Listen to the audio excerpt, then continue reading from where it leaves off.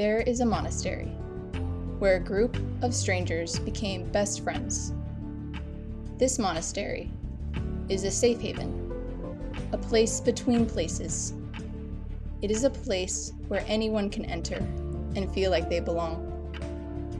It is a place where the injured can find refuge and become healed. It is a place where weaknesses are shared and are made stronger. It is a light in even the darkest of plains, and anyone can stay as long or as short as they'd like and not have to worry about being judged. They come here when they need to, when it calls to them. But the Monasterium Tempore is not just a place, it's an idea. That anyone can be who they want to be, live out a dream that they want to, and no one can take that away from them. It's a place where magic feels more real than anywhere else.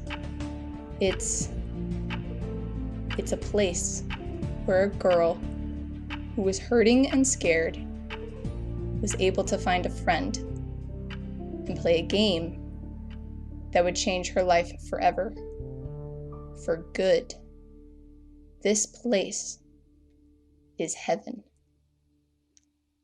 Welcome to the monastery. Important characters. Mortem, a human male with black hair who wears a white suit and a black skull mask that covers his whole face, and recently lost his left arm. He carries a dagger around his hip that has the eye of a Nothic in the pommel. Winston, a human male with short black hair who wears a black suit, a white skull mask that covers his whole face, and is Mortem's twin brother. Both of them appear to be in their mid-20s. Malloyne, a female human with wavy long brown hair, light blue eyes, suntan skin, who wears a blue cloak with a pouch that acts as a bag of holding sewn into the side, and appears to be in her early 20s. The story takes place in the monastery. Meanwhile, Mortem opens the door and helps Malloyne down the hallway through the monastery. As they walk through the hallway, they see doors on their left with signs next to them, saying, Fiend's Kitchen, the Waxening, the Infirmary, and the Good Kind of Cupping. Malloyne gets her footing, standing up straighter than she had before, the magic crash wearing off. So, only you and Winston live here right now? Or... She huffs as she runs to keep up with Mortem. Or is it full of recruits? He will slow down so they can walk side by side. We have a few people who work here, but we haven't been able to hire any more recruits for a while. It looks like he's really thinking about something. This place is amazing, she says, reading all of the signs on the doors. Then her voice grows more serious. Hey, I wanted to say this earlier. I'm sorry to hear about what happened to your father. And I know being sorry doesn't fix it or really make you feel better. She glances over at him while they walk.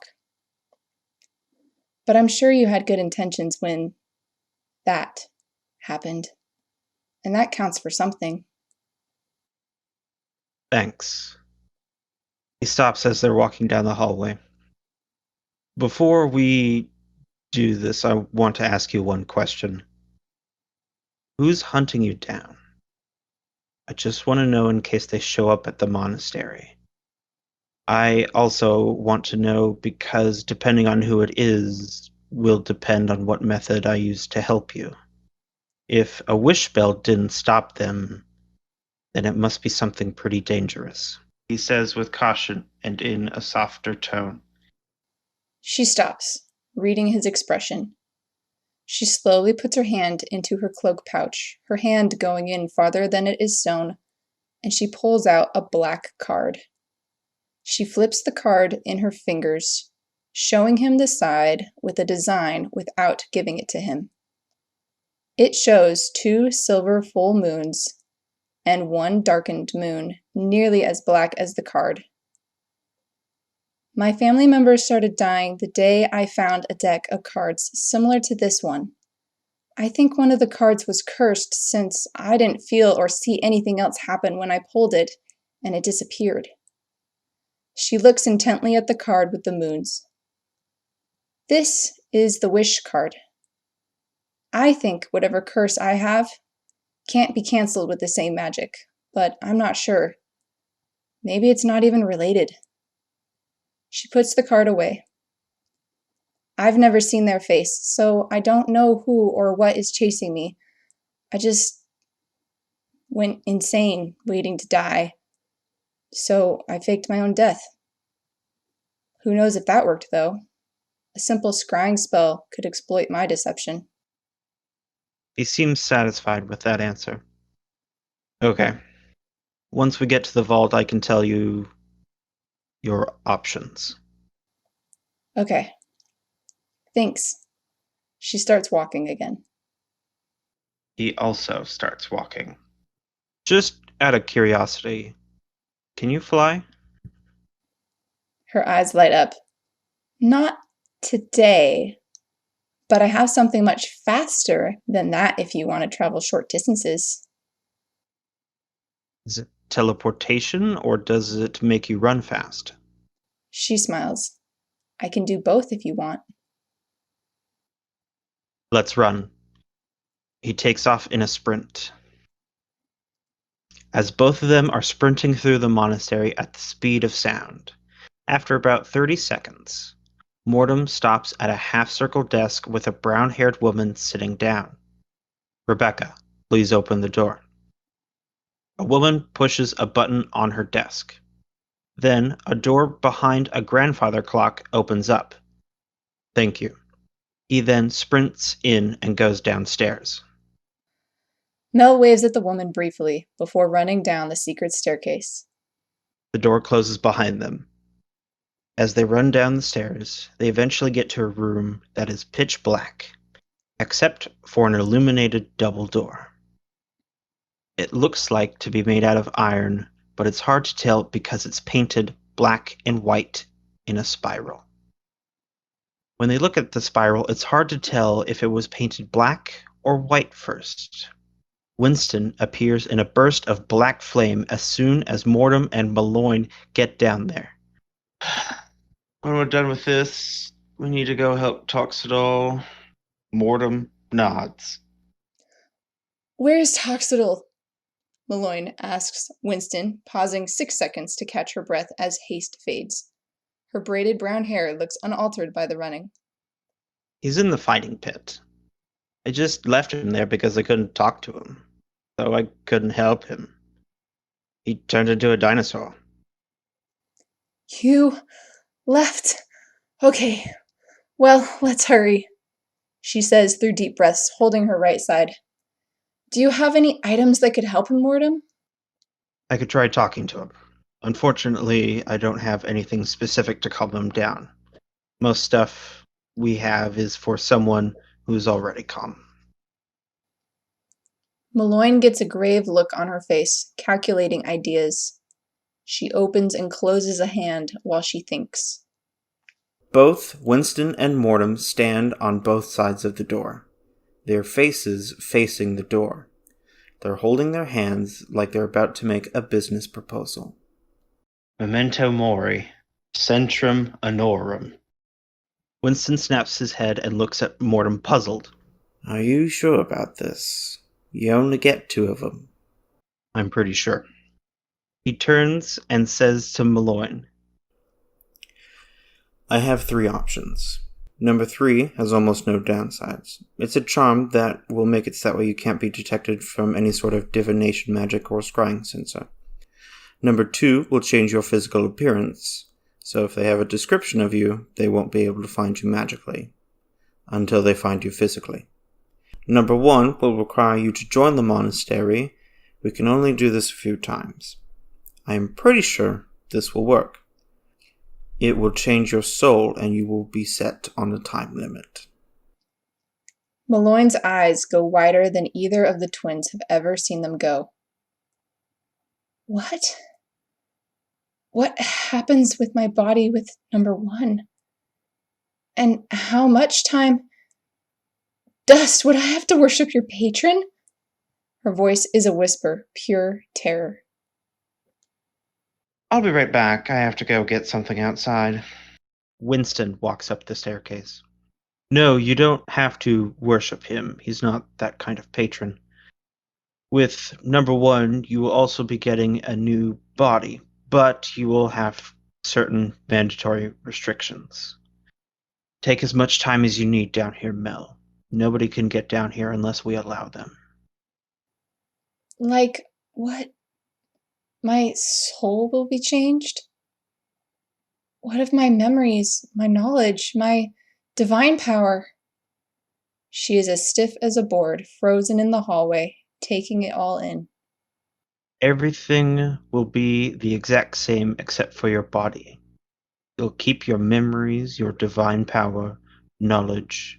The big change is in a decade, you're going to die. There is nothing you can do to change that, not even the card that you showed me. Mel whispers, 10 years? She falls to her knees and then puts her hands in front of her, facing the floor. Can I take a couple hours to think about this? I would like to make this decision with my familiar, but I need an hour to remake his material body. A tear falls to the floor. Mortem says with a calm voice, Keep in mind the other two options are still available. I'm not saying you have to take that option. Take your time. He runs upstairs and goes to help Winston. But nothing else has worked. Mortem hears her whisper as he runs by. She will shakily pull out a clump of charcoal, incense, and herbs, and start molding it to resemble her black bird. After dealing with Toxidol, Mortem goes over to the secret door by the grandfather clock and sits at the top of the stairs. He knows Mel is down where he left her. He can hear her speaking, but it's too soft from where he's at to make it out. Stealth. He will walk down the stairs and sit on a step, listening in. As Mortem hides on the stairs, just out of sight of Malloyne, she finishes her crude creation of charcoal, incense, and herbs. She reaches into her cloak pouch and pulls out a small brass brazier and a tinderbox. Laying the sculpture of an eyeless bird she has formed into the brazier, she lights it on fire, engulfing the components in flames. The flames are instantly black, the hottest parts white that turn to a dull silver, then black. Smoke fills the 5-foot area before the flames go out, and a small bird with long black wings that turn to ash fills the space. It is missing its eyes. Hey, little one. Mel's voice cracks. He keeps listening. She strokes the bird while she talks, brushing some charcoal off of its wings. Everything she says is in Celestial.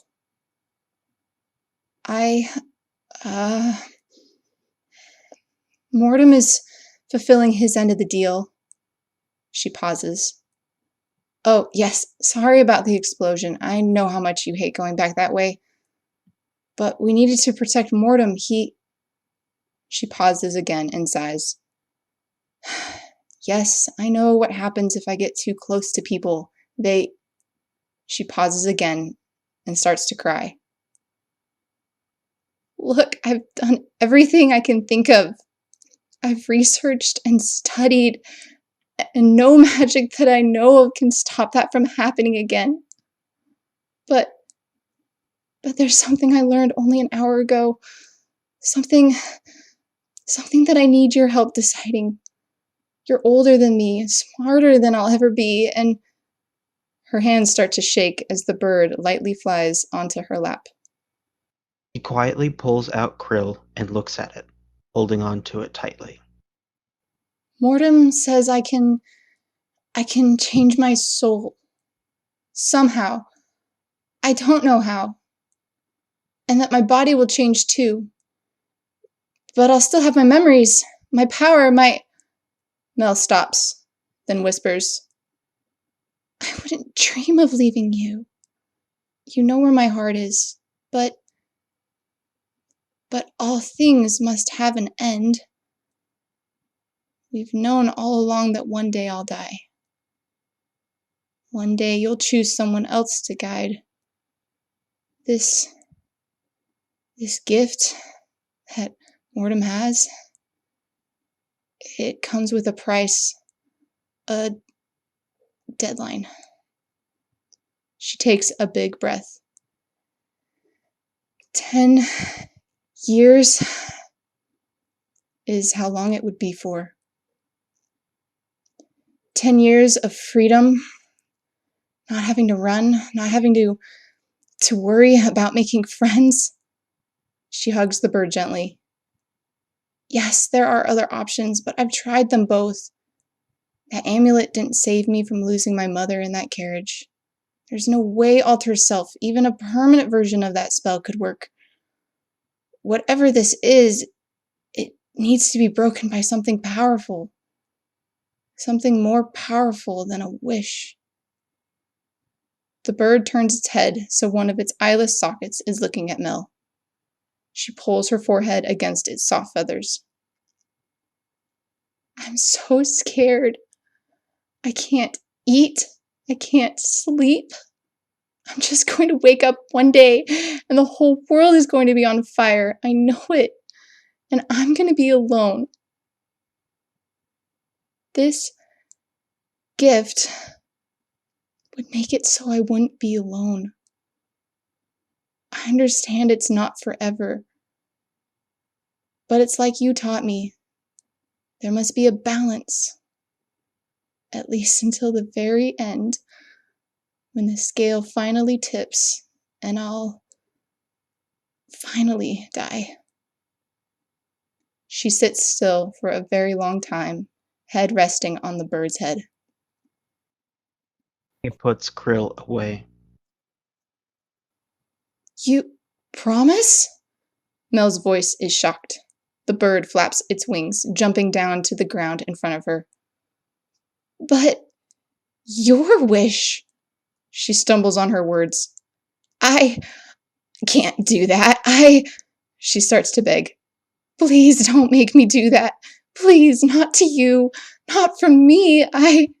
She reaches out to the bird, who snaps at her with its black beak. But you'll die. She stops talking. He thinks. Memento mori. She is quiet for 30 minutes, the bird pacing in front of her until she stops crying silent tears. Then she whispers, Memento mori. Malloyne cleans up the brazier and puts it back in her pouch. She coughs, getting to her feet, and dusts off her clothes. Her hair is still braided as she faces the double doors, standing perfectly still. Thank you for your blessing, she whispers to the bird and casts sending to Mortem. I've made my decision. To find out how the story concludes, please check out our Patreon page, where you can purchase a copy of the picture, the written story, and the audio of the characters. Please check out our YouTube and Twitter at Centrum Annorum. We also have a Discord where you can see the story unfold as it's being written. We love this story and have so much we want to share. Please help us get this out there, because people need to hear this. They need the story of light and darkness, of life, mercy, time, change, and death, because it has helped each of us, who are a part of this story, in ways we cannot explain other than through sharing it. Memento mori. Thank you for being here.